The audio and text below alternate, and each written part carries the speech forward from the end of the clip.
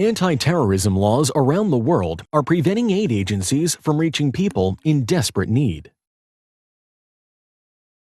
UN Under Secretary General for Humanitarian Affairs Valerie Amos says that more people will die in Syria because charities fear prosecution if they work in areas controlled by militant Islamic groups. Aid agencies saying the complexity of laws banning support for designated terrorist groups has produced a chill factor that slows their operations. Baroness Amos says the law must change. Many aid agencies depend on funding from governments which ban even unintentional support for terrorists. A few charities that are able to operate in Syria in areas controlled by militant Islamic groups are now extremely fearful that having to engage, even peripherally, with designated terrorist groups will have an impact on their funding streams. This impact on funding will not only affect Syria, but for other places of operation around the world as well. In the meantime, there are reports of people being on the brink of running out of food.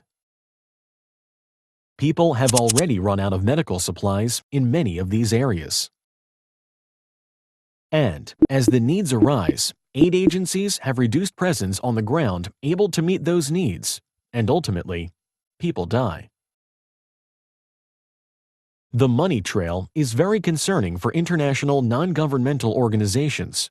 Money trail is a catchphrase used to describe any evidence that money, or their equivalents, were passed between two parties. For example, if an NGO gives money to a supplier, and that supplier later is identified as being affiliated with terrorist groups, then that NGO would be implicated.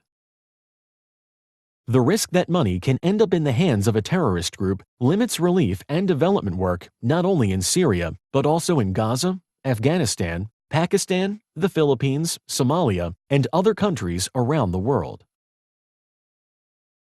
Even banks are showing reluctance in working with charities in areas where designated terrorist groups are active. Well, what do we do now? What does this mean for our operation?